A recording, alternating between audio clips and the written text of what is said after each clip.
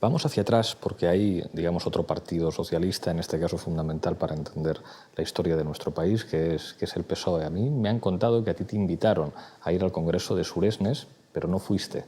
¿Por qué? Yo efectivamente vivía en París en esos momentos, era investigador titular de Sciences Po. Y bueno, las elecciones en mayo del 74, yo estoy en el equipo personal de Mitterrand, pues obviamente tenía muy buenas relaciones con la alta dirección política de la izquierda francesa, y me invitan a un congreso que es de socialistas que hará venir de España en octubre siguiente, en un pueblo al lado de París que se llama Suresnes. Y yo dije que no iba. Y es una decisión que marca indudablemente todo el resto de mi vida. ¿Y por qué yo dije que no iba a Suresnes?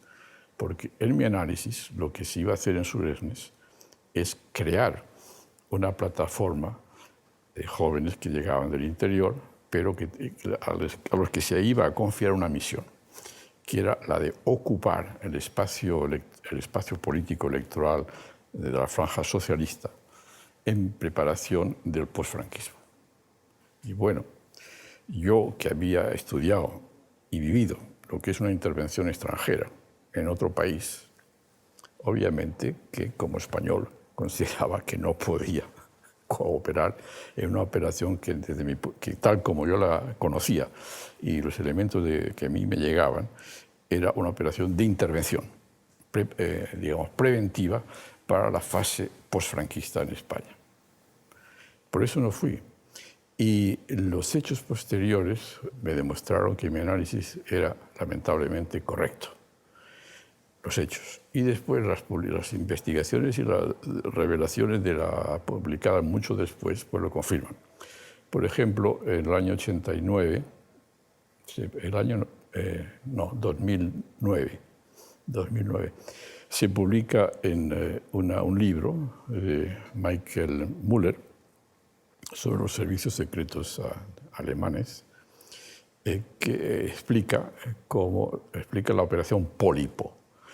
La operación Pólipo es una operación convenida entre el canciller Schmidt de Alemania, el presidente republicano de Estados Unidos Ford y el secretario de Estado Kissinger, para financiar equipos que en España pudieran dirigir el país después de la muerte de Franco. Y se invirtieron decenas de millones de dólares y de marcos concretamente, ¿no? Que en un momento en el que cuando muere Franco, España es un desierto político. Los cuadros políticos no existen, con excepción de algunos del Partido Comunista. Pero en el espacio socialista era el desierto. Absolutamente. De forma que nadie tenía un duro. Y en esas circunstancias, millones de dólares y millones de marcos montan evidentemente aparatos políticos que ocupan el espacio. Pero lo ocupan precisamente, y esto es muy importante, la soberanía popular. La soberanía popular fue secuestrada al 39, manu militari, por la dictadura, por el dictador concretamente. Führerprinzip, fuente del derecho, es el caudillo, el resto es subordinado. Entonces, que esa soberanía popular, ese control de la soberanía popular, muerto el caudillo, muerto el Führer, evidentemente tenía que cambiar la situación. Pero ¿cómo hacer que el restablecimiento del sufragio universal se hiciera de manera tal que los españoles no recuperaran su plena soberanía popular? Ese era el punto político clave por el cual se estaba financiando a equipos políticos de todo el espectro, que podían tener algunas posibilidades. Y efectivamente, nuestra Constitución, todo el sistema político que se monta en esos años,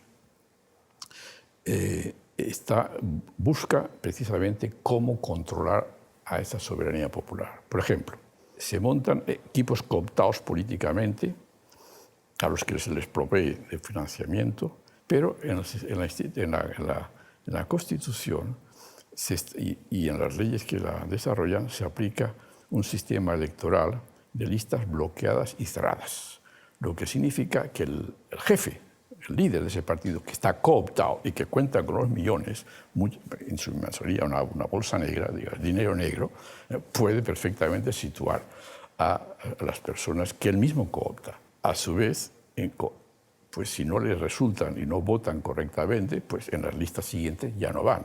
Con lo cual hay una degradación progresiva de la calidad de la representación en el Parlamento y en las instituciones políticas españolas que nos ha llevado a la situación en que estamos actualmente.